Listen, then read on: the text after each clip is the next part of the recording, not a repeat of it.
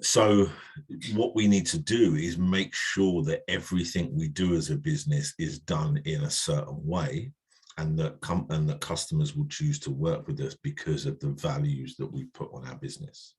And this is another thing that often people say to me, aren't values just for big businesses? And actually, I think it's the opposite, that if anything, the values and what you stand for and how you're going to act is even more important to a small business, because you are competing against people that have a lot more money and a lot more resources from you. Yeah. So I'm just going to talk a bit about why it's important, and then we're going to talk about how we can make sure that you stand out and the core of your business is done in the right way. So I'm going to share some slides. I'm going to talk through them. I will share these slides on Google Classroom afterwards so you can go back on them. Yeah, but as I say, it should probably take maybe about 40 minutes, depending on how many different tangents I go on as I'm talking about this, because that's my bad habit. So let me just share my screen. Hopefully some of you can see that already. Yeah. Cool. Yeah. So what we know, and even probably more so than 20 years ago, for those of you that are slightly maturer, yeah, is that customers have a lot of choice.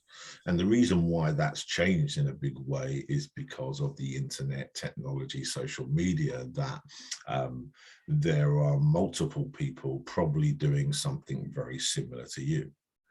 If you are in a fortunate position where you have no competition, yeah, I'm not quite sure anyone's in that position, but if you are, then good luck. But customers have decisions to make, and they have decisions to make based on who they want to deal with and who they want to buy from and who they want to purchase services from. And it could be things like you are different. It could be things like you have something to offer that nobody else can, or down to the basic one, you are just cheaper than everyone else. Yeah, which can be an advantage, but equally, and I know this is a theme coming through on a lot of our one-to-ones, if you are cheaper than everyone else, there is generally only one thing that happens to your price. It goes down further. Yeah. Or possibly, and this is, controversial, but maybe, just maybe, they will deal with you because they like you and they trust you. So out of all these things, there is there's certain factors here which are important and certain ones that aren't as much. But really, it's again pushing that message about how are you solving their problems, and can you get them to like you and to trust you. Now, for some of you, you are offering services. So the fact of them liking you and trusting you is important. But also, even if you are offering products, and I know a few of you are, they still have to like and trust the business. And that's fundamental to what we do in the setup of our business now at the early days, to get these things set in stone now to save you any issues as you go forward. So I don't know if you can read this because the font's a bit slow, but there are 5, yeah, and it's just coincidence, because as we go through the course, you'll realize 5 is my favorite number because it gives us focus. But there are 5 factors that influence a customer's decision making when it's about who they're going to use and why they're going to use a certain company. And those 5 factors are the psychological factors, the social factors, cultural factors, personal factors, and economic factors. And I won't go through all of these points here, but there are certain ones here which are probably more obvious than the rest. So if we take psychological factors, yeah, one of the biggest ones here is in terms of, well, you'll see motivation, perception, learning and stuff. But I think more and more, as we're now in 2022, I think one of the big psychological factors is the attitudes and beliefs. Yeah. So a lot of customers will choose to use you in the future because they share your attitudes and beliefs. 2 areas where that's become big in business over the last few years. Number one is in terms of sustainability, the environment, and the other one is in linked to other beliefs. So it may be about animals, it may be about eating habits, it may be about lifestyle. So customers will choose companies based on these psychological factors. So for instance, if you're walking around a place like Hitchin, where I was walking around yesterday, there are 37 different types of cafes. How do I choose the right one? Do I choose one based on the fact it's a chain like a Starbucks or a Costa because I know what I'm going to get? Yeah. Or do I perhaps choose other cafes that are doing something different to those big brands? So for example, in Hitchin, there's a very large vegan cafe. So a psychological factor there would be, if I am a vegan, I'm more likely to go and give my business to a vegan branded cafe rather than a Starbucks who may well have certain elements of their product which are vegan friendly. Does that make sense? Mm-hmm. Yeah. When it comes to things like sustainability in the environment, if that is something you're passionate about, then you will know, as you see and you deal with companies, some companies take it very, very seriously, and other companies, I think, are just ticking boxes. Yeah. So again, that attitude and belief can be a connection in terms of why a customer would choose a certain company. Factor number 2 are social factors. And a lot of us are influenced by this. Yeah. So it could be about your family. Where do your family shop? Where have your family recommended you to shop? And this is where, when it links into marketing, it talks about kind of references from people, the word of mouth, all these different things where people look at the social factors and why they want to interact with certain brand. And I think the third bullet point down there is also a kind of interesting point in today's world, yeah, where some of the decision is about status. Yeah. So if I was going out to buy a car and I had high net income and all these sorts of things, yeah, if I went out and bought tomorrow a Lamborghini, am I buying a Lamborghini because it's the best car on the market? Or am I really buying a Lamborghini because it's going to make me look good as I'm driving around the town? Yeah.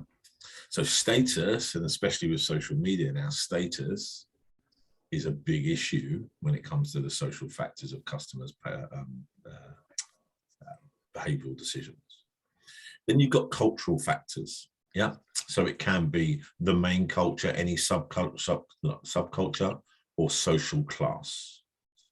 So people like mixing within their own classes at times, or people based on their culture or subculture might want to make certain decisions about places that they go, because what they see is when they see other customers in these shops or retail outlets or whatever it may be, they see people that look like them. Yeah. And that's a big factor, I think, socially, in terms of some of the decisions we make. Number 4 is probably the most obvious, is in terms of personal factors: age, income, occupation, lifestyle. Yeah. So if I took my 18-year-old son to buy a pair of trainers and we were both looking for a pair of trainers, the decision process, I've done it. Yeah. The decision process that we would make would be very different based on our age. When he was going on holiday 3 weeks ago, and I got one of the texts that I told you about last time that I get, "Hey Dad, how are you?" Yeah. It's because his trainers for his holiday hadn't arrived, because his trainers were bespoke and cost him 130 quid. Would I ever spend 130 quid on a pair of trainers? No chance. Yeah. But because of his age, because of the status, because of, you know, his group of friends, whatever it may be, yeah, his buying decisions are very, very different to mine. So when I suggested to him that I take him down Sports Direct and get him a pair of £35 trainers, you can probably guess the response. So those personal factors are very important in terms of how your customers are going to make decisions. And that links nicely on to economic factors, yeah, in terms of your personal income, your family income, consumer credit, whether you have a good credit rating, all these sorts of things, and the assets and the savings you have. So when we're thinking about how we get customers to buy from us, we have to think about these 5 key factors that are going through and are part of their buying process. What we can't do is try and go through it and tick every single one, because it would be impossible. But the more you get into the mindset of customers and the way they're making decisions, the closer you will become to doing effective marketing, which costs you less, and you will get a higher conversion in terms of your customers coming through. Okay, any questions on that? Cool. So the best example, and probably the biggest example, are supermarkets in this country. Yeah. Now, you will see brands on here that you recognize and probably use. If I like with this picture in front of you with all these different brands, how many of you can identify the company that you would use out of choice to buy your food from? Yeah. Anyone want to offer up who they do their food shopping with? Sainsbury's. Sainsbury's. I do Aldi's, big Aldi's round the corner, massive. Yeah. We got any Waitrose customers here? Yeah. So when you've got all this choice in front of you, one of the factors that you will kind of use here is location, because you might have a Lidl around the corner, an Aldi around the corner. But if you take out the location bit, why are you deciding to deal with some of these customers, some of these companies, and not the others? The quality of food. The quality of food, yeah.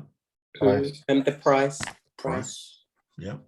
I think the price is a major one, actually. I think among these, Aldi is the most notorious one, because even in the shops like Lidl and Tesco, you can see Aldi price match. So Yeah. it means they occupy a very big sector of the market. So their competitors, they start showing people that you came to our shop and we're matching the price with Aldi where you normally go, but you buy from us, you buy from Tesco. And I think you're so right, Nicky. And I think what we have to, if we take Aldi, Aldi is a very good example. Yeah. Aldi have been in the UK how long? 10 years? Not long, yeah. Yeah, it's not been that long, yeah. 10 years, yeah. Might be a little bit longer than that, might be a little bit shorter. I should have Googled it, right? In that relatively short amount of time, yeah. How long do you think Sainsbury's have been around for?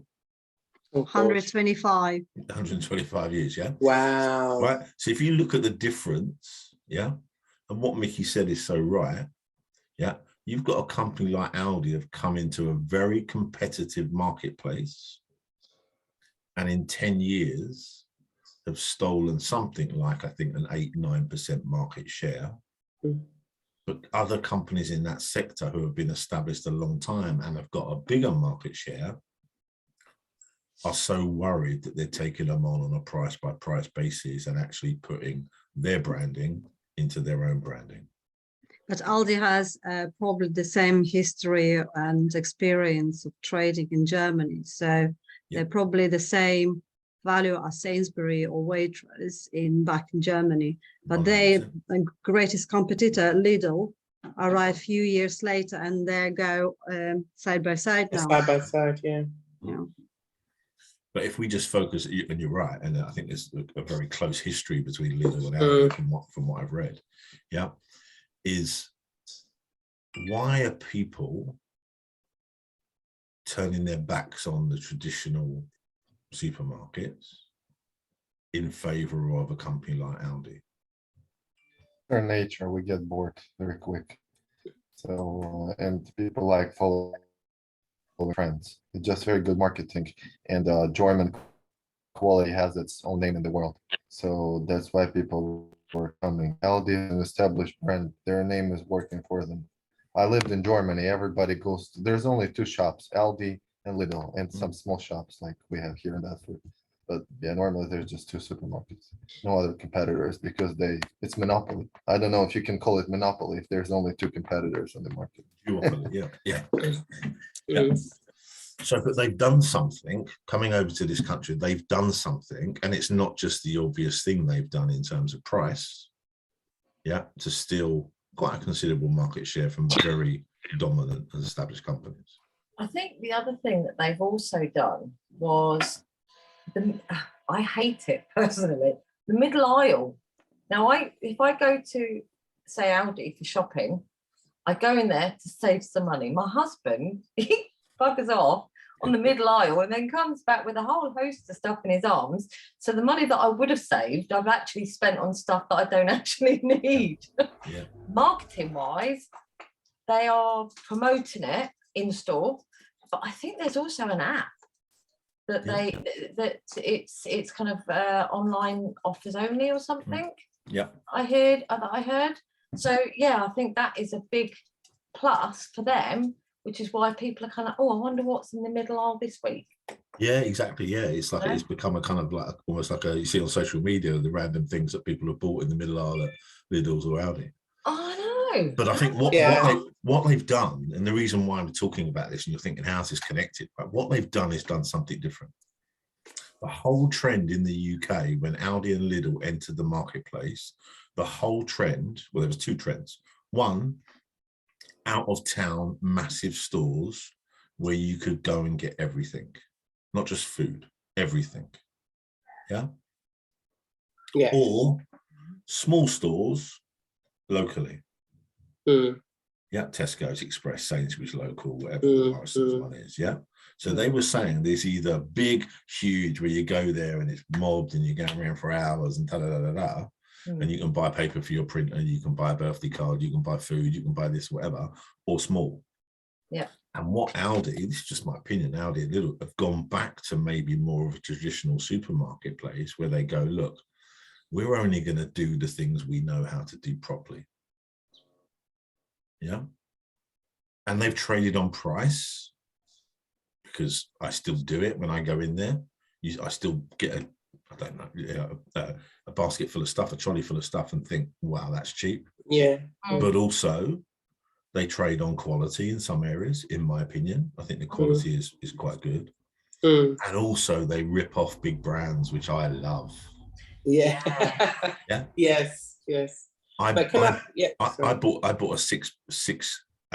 a pack of 6 what I thought were Diet Cokes the other week, and honestly I got them home and it took me for a week until I actually looked at the can when I think I had my second one and realized they weren't Diet Cokes. They sail so close to the wind in terms of designing products that look like the bigger brands. Yeah. So the point I'm saying is what Aldi have said is we're going to do a few things and we're going to do them well. And that has been a main reason for their success in this country in terms of they're doing things well. But it's basic. The execution is basic. And what they're doing is they're saying we're not for everyone, but there's going to be certain people that we're going to appeal to. I love the fact that when I get in Aldi, they're literally throwing the stuff at me as they're scanning it. Yeah, right up until the till. Yeah. I hate food shopping. So I want to get in and out there as quickly as possible. Other people hate. Yeah, that's very true. So with all of these brands here, they're all doing the same thing, but they're executing it in a different way. Yeah. And this is what we've got to think of when we have our businesses. What is our point of difference? And there is nothing wrong with nailing that down and thinking about the values you're going to have that support your operation. One of the biggest values in a business, and it's reminding me here because they've got part of the same company, is Waitrose and their sister brand, John Lewis. So when we talk about values of companies and we look at companies, if you look at John Lewis, can anyone tell me what their biggest value and selling point was or has been over the last probably 25, 30 years? I haven't thought about it. I would say quality. Quality, yeah. And customer service. 100%. And what they then do, because there's this issue about price, is that they have a saying called never knowingly undersold. Heard that? Have you heard that before? Yeah. Yes, I have. Yeah. So by doing that, they take away, even though it's high quality and high level of customer service, they take away the element where a customer might be thinking, okay, if it's high quality customer service and it's high quality, I'm going to pay for the privilege. Yeah. So they kind of put the customer at ease by having this saying called never knowingly undersold, which basically means if you find the same product cheaper somewhere else, they will refund you the money. That is a value of their business. And even the values of their business lends onto another thing. Do you know what John Lewis called their members of staff? Do they call them staff? Employees? Team? No. No. Partners. Ooh. Yeah. Do you think that's even in a difference in terms of value? Can you see the difference in calling your people partners versus employees? Mm. Because everyone is working on the same aim. 100%. Wasn't that something like Selfridges? Was it Selfridges that was set up back in the day, 1900 and something, and it was set up and they weren't employees, they were partners of the business. Is that right? I think you're right. And the way it works out, I don't know much about Selfridges, but the way it works out with John Lewis is that they then share. All right, they don't get as much as the big boys, but every year they get a bonus based on the performance of the company. That's what Selfridges. So I've never been, but it was a documentary I watched, and that's what they started it out as. Yeah. All right. Okay. IKEA used to do that the same every year, or maybe they still do, because my dad used to work for IKEA, for factories, not the shops. And what they do, all profit every year, they split between every person who works for whole brand around the world in all factories, shops, and they give bonuses. And it was massive, like really, really nice extra money every year, a couple of thousands, and it was really good. And I think what something like that does is it is telling the employees of the business is that actually you're part of this. And what I see, is I see so many companies ticking boxes these days. Great example last week on the news, the canteen at Amazon down in Tilbury. All over the wall of the canteen is work with others, trust others. It's all this, where people they put on the wall about all these messages, about how we're all in this together. And you might have seen the news story, that all the staff actually got together and said, no, we're not putting up. So I think they offered them a 35p an hour pay rise or something. So there's some companies that tick the box and other companies that do it different when it comes to their employees. Look at these brands, And what I want you to do is just pick one of these brands that you might know and try and come up with 5 words you would use to describe these businesses. 5 individual words to describe these businesses. Just pick one. We'll take 2 minutes, And I will be picking on some of you.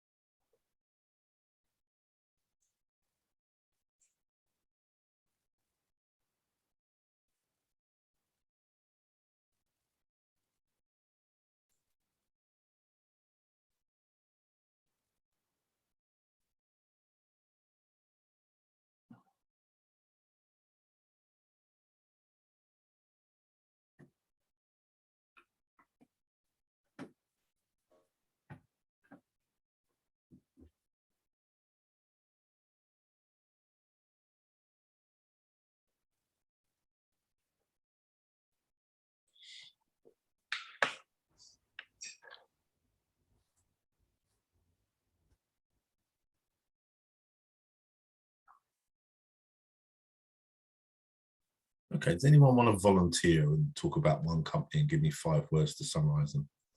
Yes, I will. Nita, great. Which one did you choose? Apple. Apple, okay. Technology, quality, iPhone, Mac, globally known. Okay. And if you remind me the first 2 words you said, technology, the second one? Quality. Quality. Okay. So if we just pick on that one, do you think that Apple, everything they do is about quality? Yes, I do. Because could you go out and buy a cheaper phone? I'm an iMac and iPhone user. Everything is, especially being dyslexic, it's friendlier as well. I don't know if you're aware of that. I wasn't, but no, that's good. That's good to know. Probably the best phone, yeah, for blind or dyslexic people. They have really great navigation. Mm. Well, now iPhones are affordable as well, so they released their Pro versions, which is more like premium. And mini or just iPhone, whatever they call it. Yeah, I think it's interesting about Apple is that actually what we don't do with Apple, or I don't, is actually put a value on their products. Because Absolutely. I would probably think that maybe 80% of the market, when you go out and get an Apple phone, you're not going over the counter and them saying that's 500 quid, thanks. Yeah. Because what's generally happening is Absolutely. you're taking a contract for 2 years, it's costing you £35 a month. Yeah. So the value you put on that product is £35 a month. Absolutely. Well, I can tell you a story of my mom, pretty short.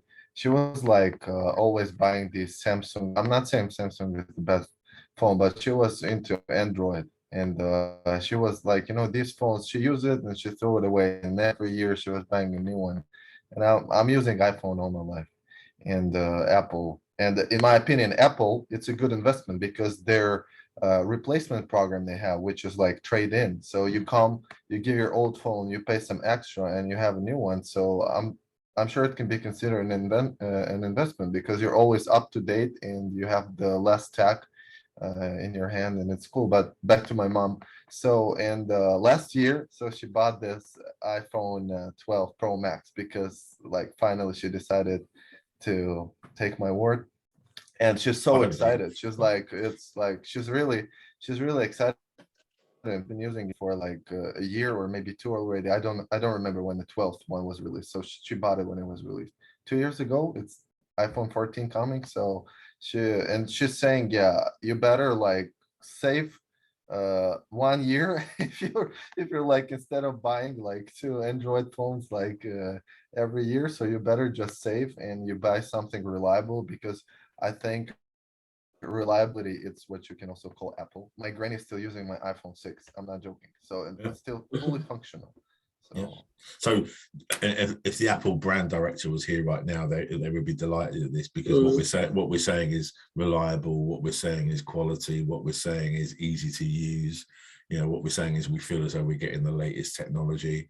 You know, these are the key things that when you think of this brand, generally you think of these things that underpin it. Yeah. And what those things are their brand values. So that everything they do is governed by that. Anybody want to pick another company? I can do. Natalia? Okay, I have chosen IKEA, and I described it with phrases: well-known, reliable, affordable, people-orientated, and modern. Because they constantly keep modernizing their furniture, their appliances. It's never looked the same as it was 5 years ago, 10 years ago. Yeah, always evolving. Yeah, always evolving. Yeah. Yeah, always doing something different, being at the forefront of new stuff, new things. We talked last time Starting from making matches and wooden toilets, they become who they become now. It's amazing. Yeah. And again, when they come into the market, their concept was completely new. Completely new. And even down to the things about a lot of people now go to IKEA because they can then get the meatballs at the end of their shopping trip. The last time I went to IKEA, the queue for the blooming meatballs was longer than the queue I had to do to pay. Yeah. And But the best Norwegian jam. Yes. Yeah. Swedish jam. Yeah. So there's all these things about their brand again. And do you think they're carrying off what they're set out to in terms of their brand? 100%. People know exactly what they're going to get when they're interacting with IKEA. Anybody pick Dyson? Yes, I did. Okay, do you want to talk me through Dyson? I say innovative, high Mhm. quality, practical, attractive, technologically advanced. Yeah, great. And I'd probably use very similar words. Now, like IKEA, like Apple, like Aldi, like Weatherspoons, which we may get onto in a minute. Yeah. All of these brands have got something in common. They've all come into a marketplace that was dominated by other companies, and they've done something that's different.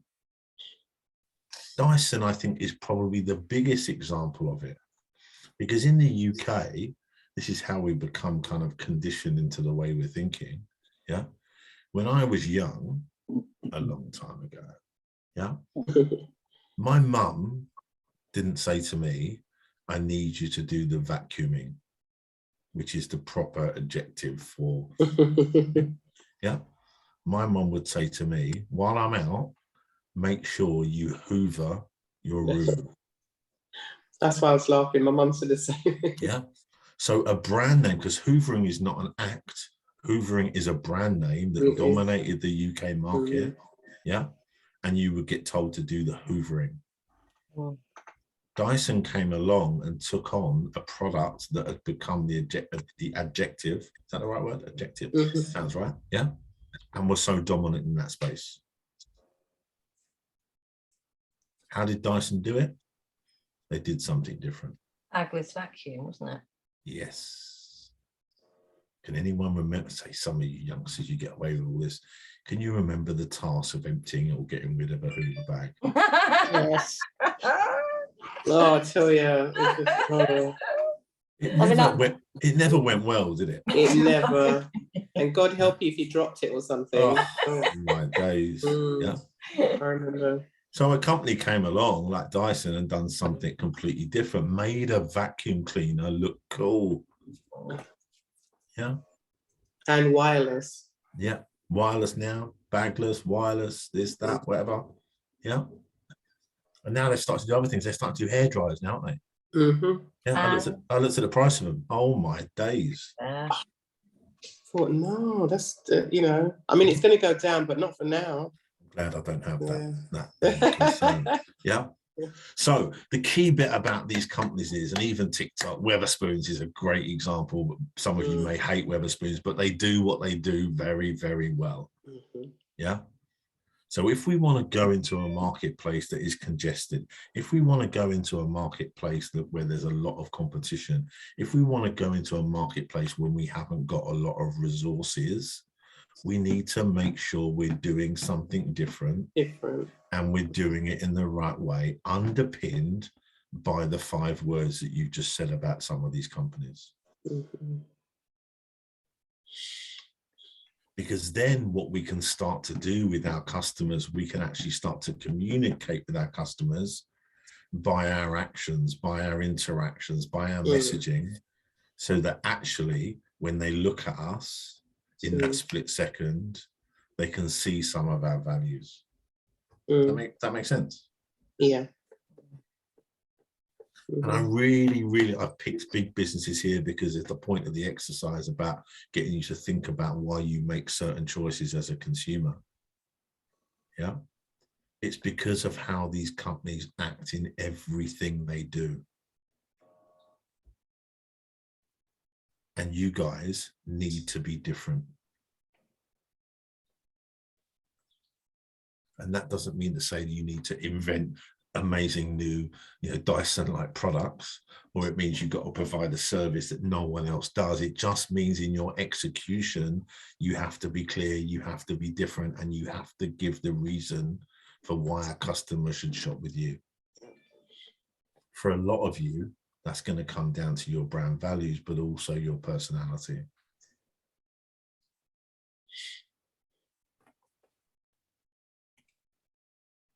So, there's a lot of words there.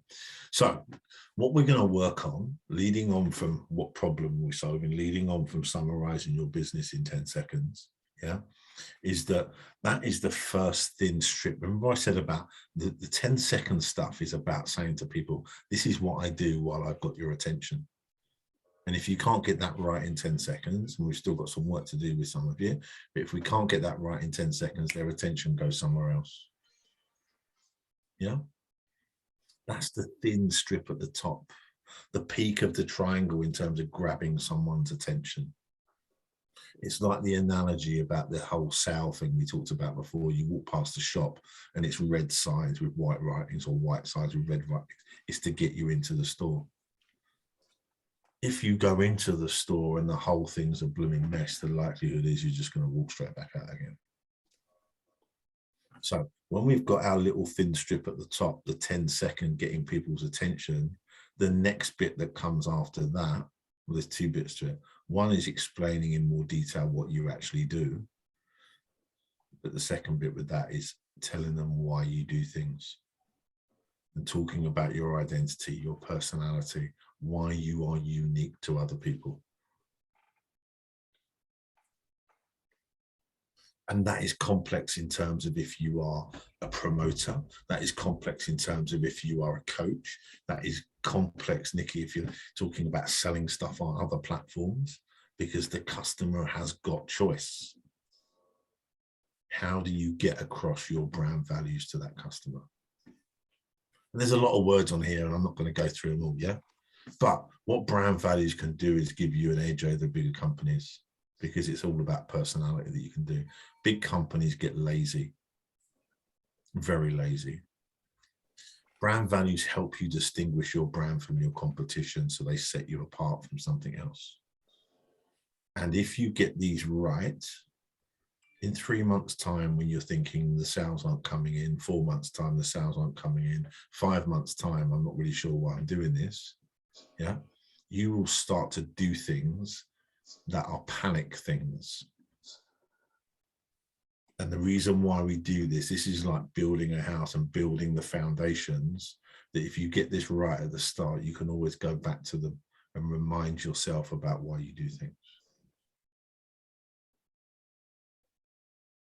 And I think it was Anik I was talking to, it might be someone else. One of my brand values in my business is honesty. So one of the things I think I said to you I do on top of this is I am I was going to say a career coach. I need to know, I don't like the word coach. Yeah, but a career mentor. So I work with people of all ages, all levels, to help them get a new job, sort their CV, whatever it may be.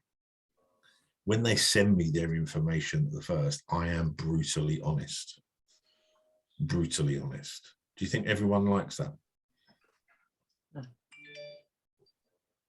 But it's one of my values. I tell them in advance, I'm going to be brutally honest. I give them a review about their current situation and their CV and their documents. I'm brutally honest, yet some people still feel shocked. I'm not rude, just brutally honest. Yeah. But what I have to keep on doing is going, that is one of the values that I want my business to be.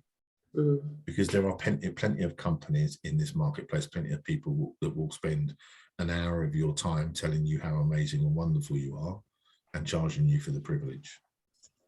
Yeah, I believe in action. I believe in actually doing something and getting something different.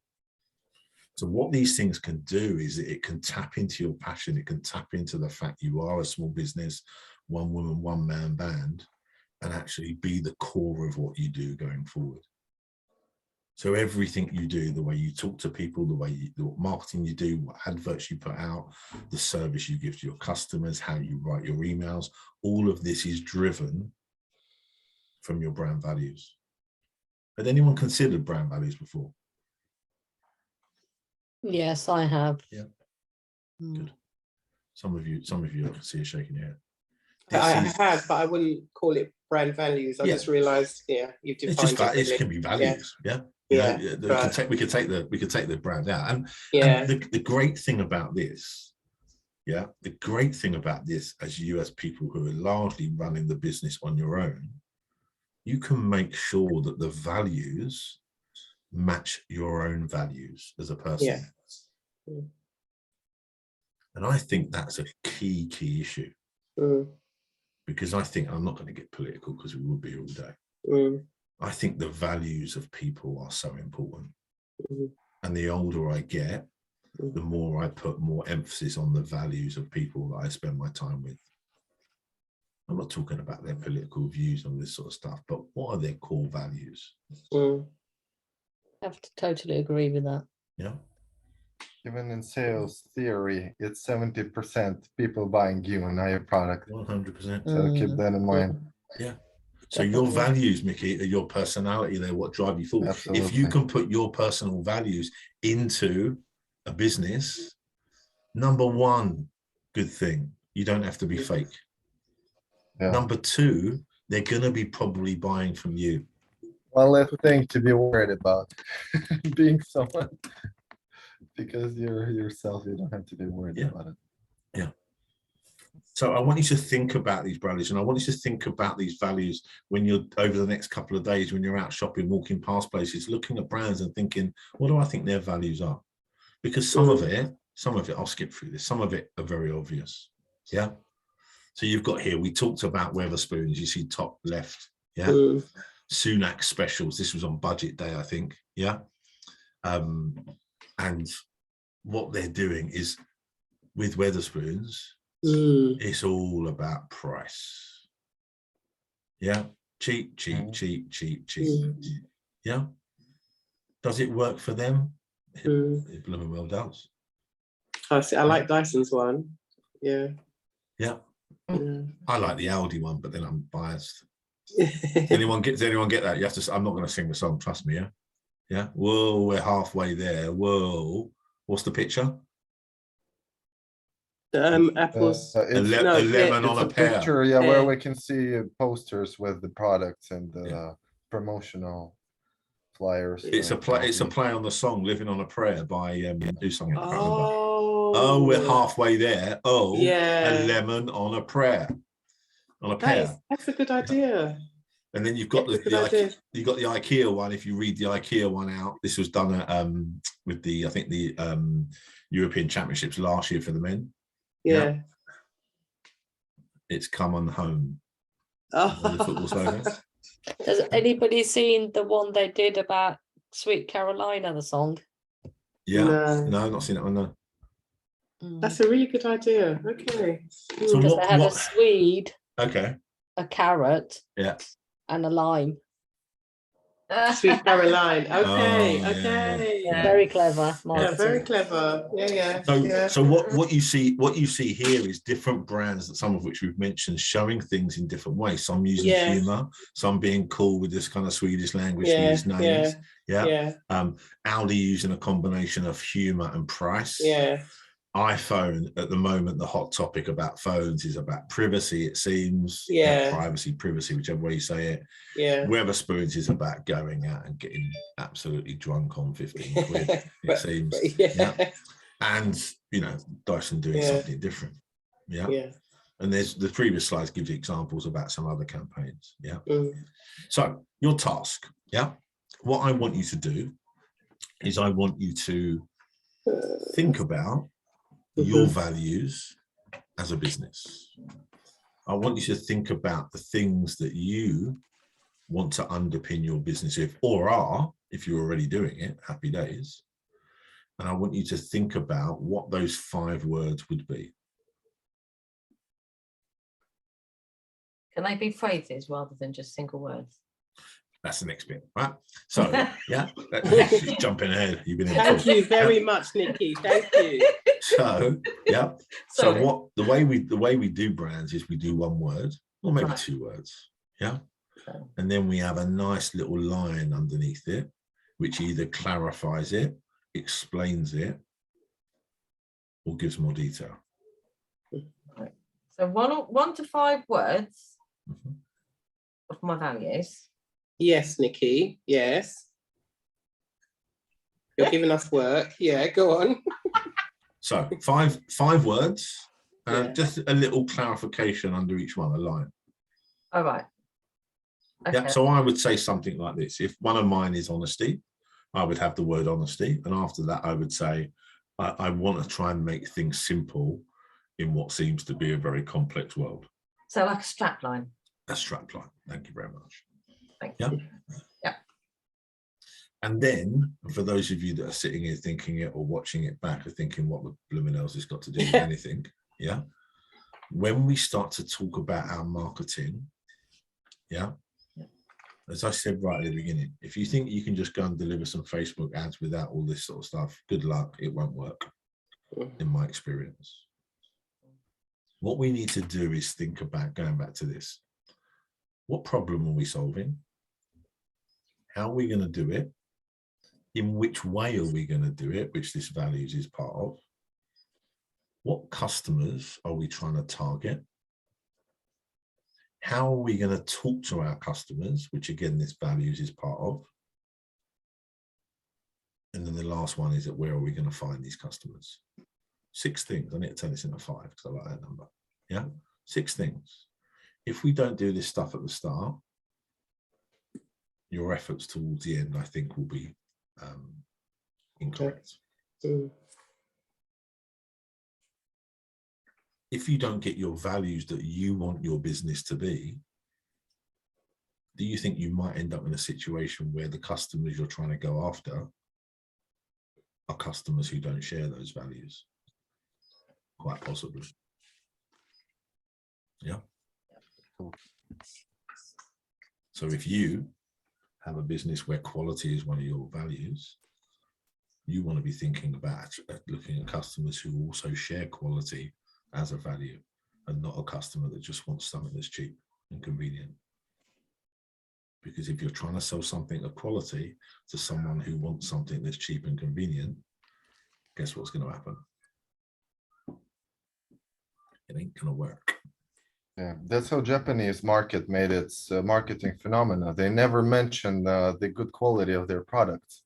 So, and people everywhere in the world, they know Japanese products are of best quality, like Japanese cars, Japanese this, Japanese that. And it's only because they really do the best quality, but they never talk about it in their advertising. It's almost like they don't need to because of all the other Yeah. ways in which they do things. Now, if we said, you know, if we flip that and said, right, if I said, what would you use to describe most products that we experience that come out of China? Would you say that good quality is one of those? No. Definitely not, but now it's changing.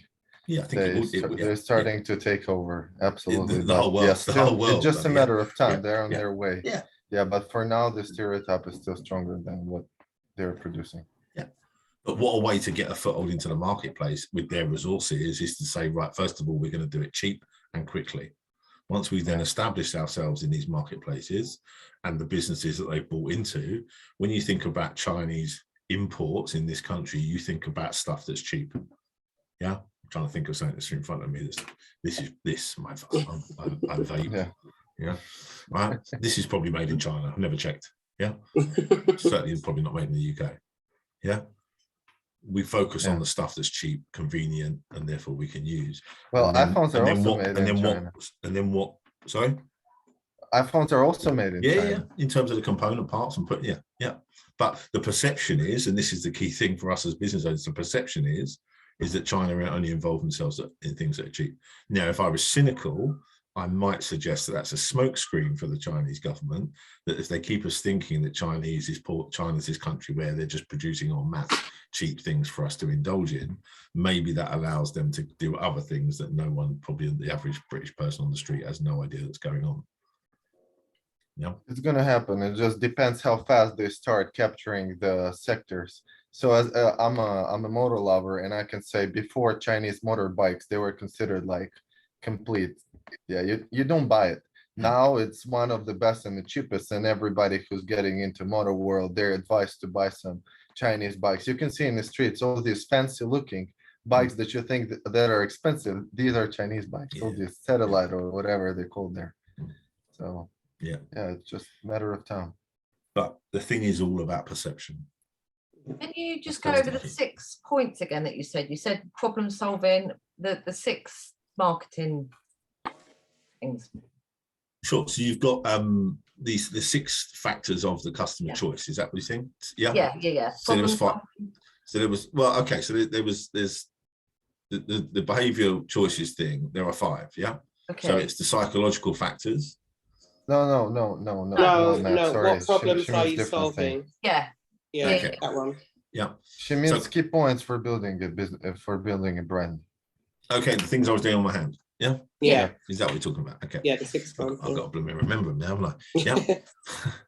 Yeah. Number one, about what problem are you solving? Key to any business. Yeah. Mhm. Number Yep. two, what are the values behind that business? How are you going to do that? What's important to you? Yep. Number three, who are you trying to target? Who are your customers? And when we do this next week, it's almost a case of trying to visualize them. Which is a useful technique. Yep. Number four, I've missed out one already, but I don't think it was one of the key ones. Number four, yeah. How are you going to talk to them?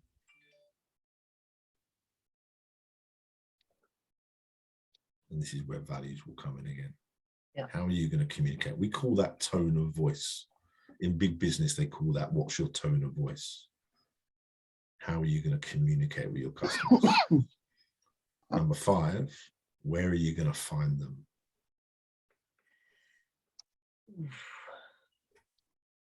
Yeah. Thank you.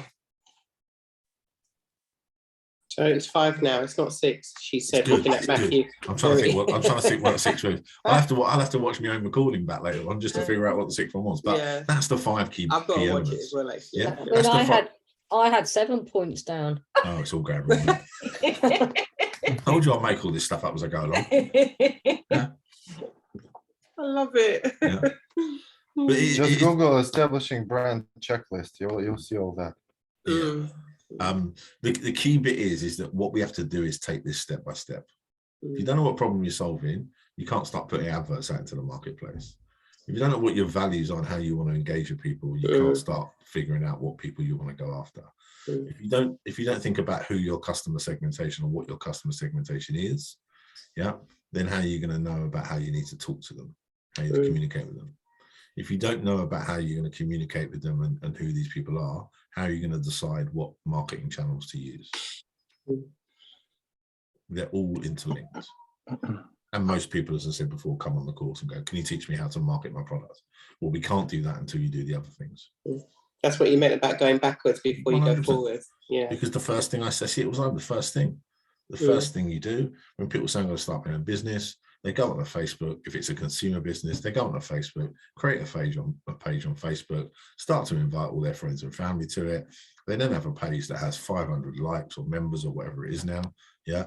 And they go, look at me, I've got 500 people that like my brand. No, they don't like the brand. It's because it's your Auntie Betty and she feels obliged to like your page. Yeah. And if your Auntie Betty is nowhere near, if you're trying to market products to an 18-year-old, 19-year-old, yeah, and you've got a Facebook page which is full of Auntie Betty, Uncle John, whoever it else may be, it's a complete and utter waste of time. Complete and utter waste of time. And it almost turns into a bit of a vanity project. Just to say, for some of you here, you know, this process, if you're selling B2B, so business to business rather than business to consumer, the same principles apply. The same principles apply. Okay, any questions? Or should I just leave you alone now for the rest of the afternoon? So great. Thank you, Matt. Got a bit of cashing up to do. So yes, So definitely. hopefully, I know for some of you, you know some of this stuff, and it might be just a case of me repeating it. I apologize if that's the case. If it's new and you're thinking, I don't know what it means, this is why we talk about this stuff as a group, and then we have the one-to-one session. So please make sure you're still booking your one-to-one session so that we can go over this stuff. Or if you know it, then we can kick on to other stuff that maybe I can help with. Thank you. It's very good. It gives me a chance to think about my activity, my business from completely different angle. I've never thought about that. And all the tasks I've done so far, from one side, is so obvious I should do that, but I never thought about it this way. And it's really fun and I really enjoy that. Thank you very much. Good. And think this can be applied to so many things in life. Like I said to you before, whether it's online dating, whether it's what you do as a thing, whether it's what pub you go into, you know, what restaurant you go into, all these choices are going through your mind as customers. All these choices are going through your mind. I went into a new coffee shop first thing this morning. My son invited me for a coffee, right? Oh, Bizarre. No, it's not. It's not. It's bizarre, right? With his girlfriend. He's 18, 17. I'm thinking, why is he inviting me for a coffee yeah. first thing on a Tuesday morning? I'm thinking there's a problem. Yeah. Yeah. His girlfriend's coming. You can probably guess what I thought the problem was. Yeah. Oh my God. Thankfully not. Yeah. Yeah. I didn't have to murder anyone in No. brand new coffee shop in Hitchin opened. Yeah, looked inside. It looks fantastic. I looked at the queue, 8 people in the queue. What did I do?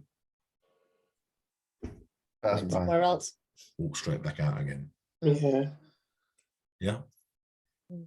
because I don't have At time. allegiances to that. Yeah, I just wanted Yeah. a cup of coffee and Mm. figure out as quickly as possible why he was inviting me for a coffee. I don't want to stand in a queue of 8 people because I've got Yeah. choice. I've got Yeah. choice. Yeah, all the time we're making these decisions. That Yeah. was my local pub where I was meeting friends for drink in a local pub in a local bar. And I walk in, there's like 8 people standing at the bar. My choice is different. I don't walk out because I'm meeting people there or I like the bar, I Yeah. like the people. All the time we're making choices. And the more time we spend trying to think about those choices for you as business owners, the better you will be. Anyway, I'm going. Have a lovely afternoon. Lovely, thank you. Bye. guys. Thank Bye, you. bye-bye. Thank you. Bye. Bye. See you later. Bye. Bye. Take care, guys. Bye-bye. Bye-bye.